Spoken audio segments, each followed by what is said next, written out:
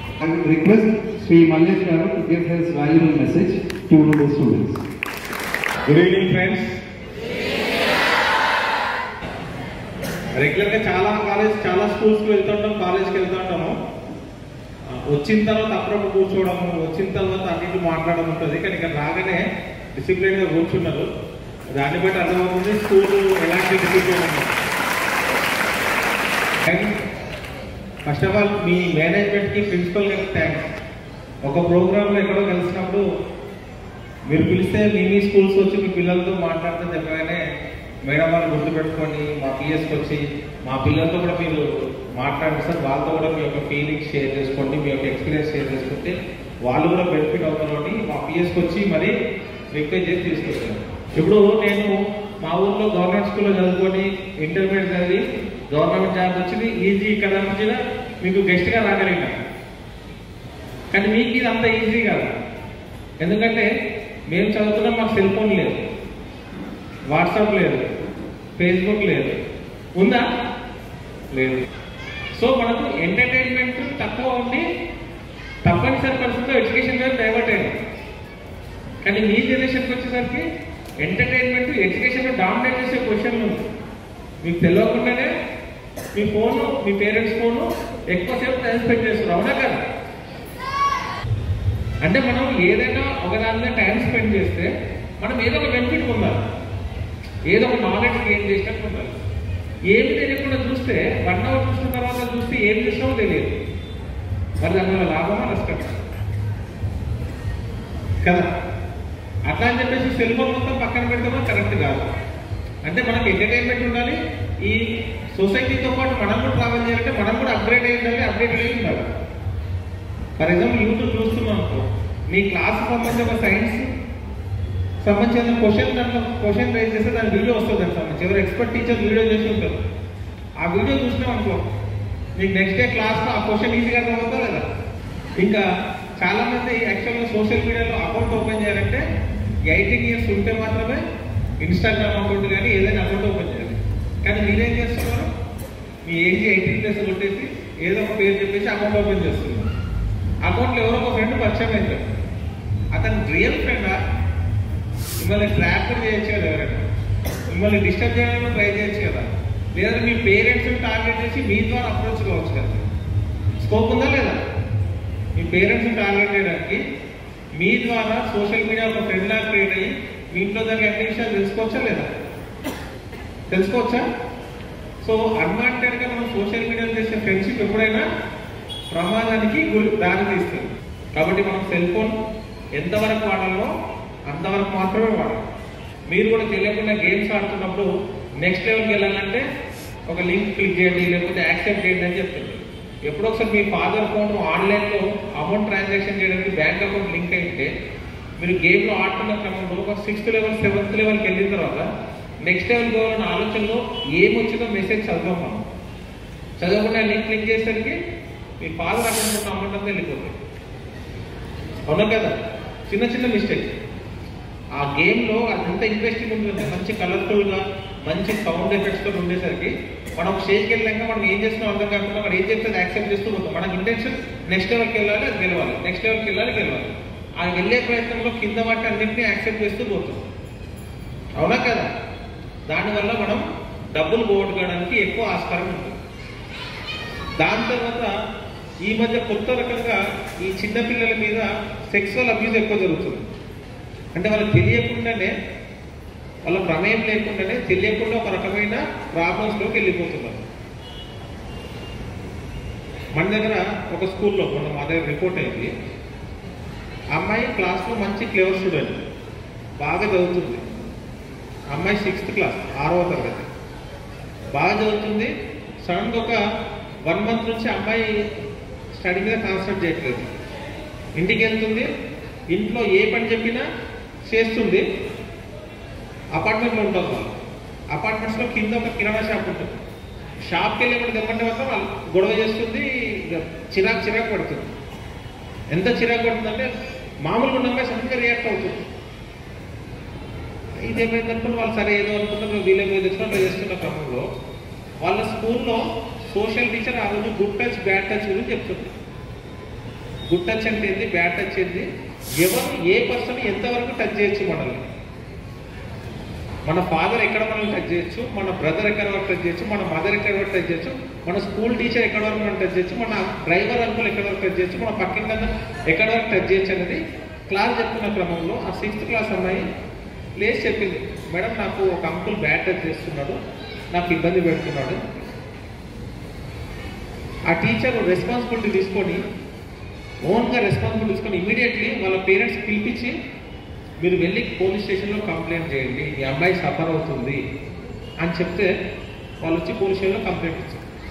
Complaint ఇచ్చాక అమ్మాయిని మాట్లాడుతుంటే, అమ్మాయిని పర్సనల్గా మన దగ్గర కౌన్సిలర్స్ ఉంటూ వాళ్ళతో మాట్లాడుతుంటే చాలా అబ్యూసివ్కి గురైంది అమ్మాయి.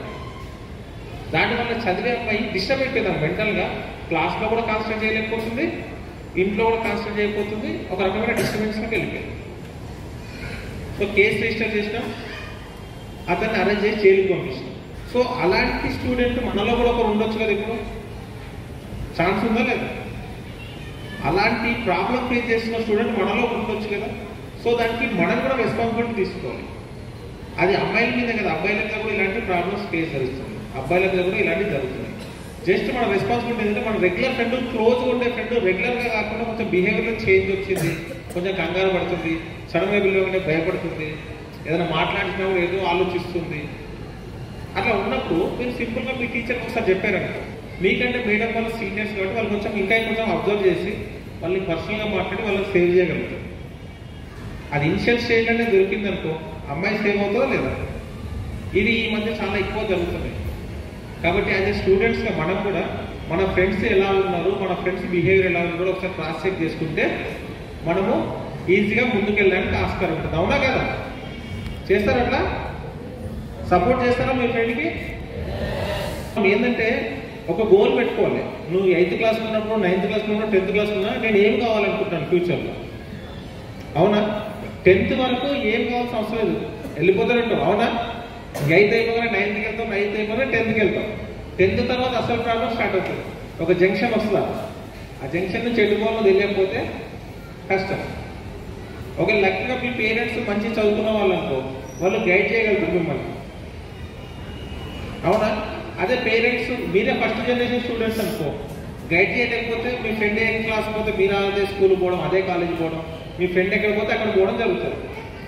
దానివల్ల మీ ఫ్రెండ్ ఆలోచన వేరుంటుంది, నీ ఆలోచన వేరుంటుంది. సో ముందే ఒక ఐడియాతో ఉండాలి, నేను ఏం కావాలనుకుంటున్నాను, ఇక్కడ పోవాలంటే ఇప్పుడు ఏం చేయాలి, నేను ఒక స్టేజ్కి వెళ్ళాలంటే ఇప్పుడు ఏం చేయాలి. మనం ఎంత డిసిప్లిన్ ఉంటున్నాం, మనం టీచర్ చెప్పిన క్లాస్ మనకు అర్థమవుతుందా లేదా? అర్థమవుతుందా? క్లాస్లో అందరూ టాపర్ వస్తారా? క్లాస్లో ఒక్కరే టాపర్ ఉంటారు కదా కదా. నా దృష్టిలో టాపర్ సక్సెస్ అంటే ఏమనుకుంటే, ఈరోజు నాకు ఎగ్జామ్ రాస్తే 60 మార్కులు వచ్చినాయి అనుకోండి. ఫస్ట్ యూనిట్ టెస్ట్లో 60 మార్కులు వచ్చినాయి, సెకండ్ యూనిట్ టెస్ట్లో నాకు 62 మార్కులు వస్తే నాకు సక్సెస్ అయినట్టు. ఫస్ట్ యూనిట్లో 60 వచ్చి సెకండ్ యూనిట్ టెస్ట్లో 62 మార్కులు వస్తే నాకు సక్సెస్ అయినట్టు. అదే ఫస్ట్ యూనిట్ టెస్ట్లో 90 మార్క్స్ వచ్చి సెకండ్ యూనిట్ టెస్ట్లో 98 వచ్చి 90 వచ్చి 88 వచ్చినా నేను ఫెయిల్ అయినట్టు. అర్థమైందా? మనము రెగ్యులర్గా గ్రోత్ కాకపోతే మనం ఫెయిల్ అయినట్టు. చెప్పింది అర్థమైందా అందరికీ? ఓకే, ఒకసారి చూద్దాం అర్థమైందా లేదా, ఒకసారి టెస్ట్ చేద్దామా? Question answer session. క్వశ్చన్ అడిగితే ఆన్సర్ చేస్తారా?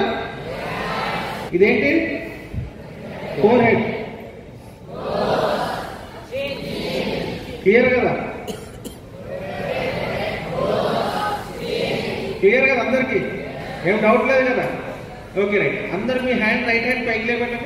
Right hand. టీచర్స్ కూడా మేడం, వెనకాల టీచర్స్ కూడా, పేరెంట్స్ కూడా, చైర్లలో కూర్చున్న వాళ్ళందరూ నేను చెప్పినట్టే చేయాలి. Right left, right left. ఒకసారి ఫింగర్స్ ఆల్టర్నేట్ టచ్ చేయండి. అందరూ టచ్ చేయాలి. చేస్తున్నారు అందరూ? కొందరు చేసినట్టు పైకి పెట్టాలమ్మా, పైకి పైకి, కొందరు కింద పెట్టి పై. ఆల్రెడీ టచ్ చేస్తున్నారా? చూడండి అందరూ, నేను చెప్పినట్టు చేయండి. నిదానంగా చేయి కింది తీసుకొస్తూ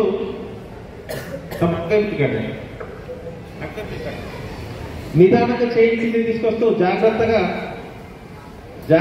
కింది తీసుకొస్తూ నిదానంగా స్పీడ్గా చేయొద్దు. నిదానంగా జాగ్రత్తగా తీసుకొస్తూ మీ చిప్ పైన ఆడించండి అందరూ. ఓకే, ఎంతమంది మీరు చిప్ పైన ఆడించని చూసుకోండి. చిప్ పైన ఆడించుకొని వచ్చిన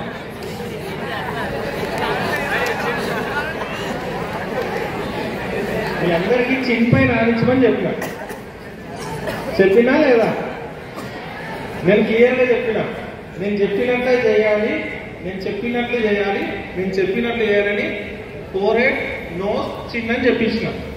క్లియర్గా చెప్పినా? మరి ఎందుకు చేయలేదు మీరు?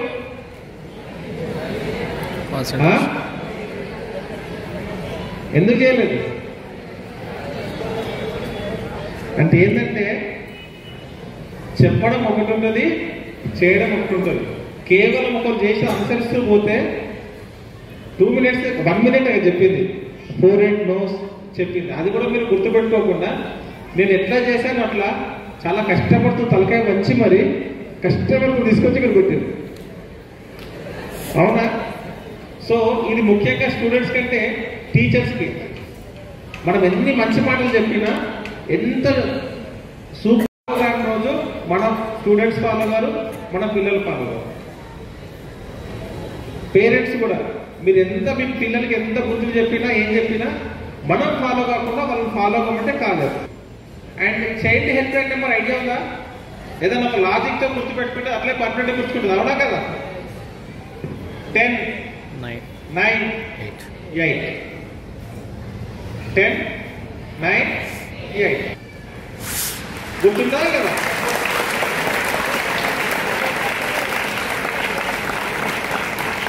సో దేన్నైనా మనం ఒక సిస్టమేటిక్ వేలో మైండ్లో ఫీడ్ చేసుకుంటే పర్మనెంట్గా ఉండిపోతుంది. అవునా? సో మీ సబ్జెక్ట్స్ కూడా అట్లనే మెమొరీలో గుర్తుపెట్టుకొని లాజిక్ తోటి ఇది ఎందుకు చేసిండ్రు, ఇది ఎందుకు ఉంది అని అర్థం చేసుకుంటేనే అది మైండ్లో ఉండిపోతుంది. అవునా? న్యూటన్ కూడా మళ్ళాగా యాపిల్ పడడం తీసుకొని తింటే గ్రావిటీ వస్తుండేనా? ఫిజిక్స్ అనేది ఉంటుండేనా? అంటే ఎందుకు పడింది అని అంత డెప్త్గా ఆలోచించాలంటే ఒక సిలబస్ అయిపోయింది, ఒక బుక్ అయిపోయింది, అంటే చాలా రీసెర్చ్ అవుతుంది, మన ప్రపంచంతో దాని మీద జరుగుతుంది. అవునా కదా? అది తెలియకపోతే, ఎందుకు జరిగిందని ఆలోచించకపోతే ఓకేనా? సో ఎప్పుడైనా కూడా ఎందుకు ఏంటి అని ఆలోచిస్తే మాత్రం మనకు సొల్యూషన్ రావడానికి ఆస్కారం ఉంటుంది. థ్యాంక్ యూ అన్నాడు.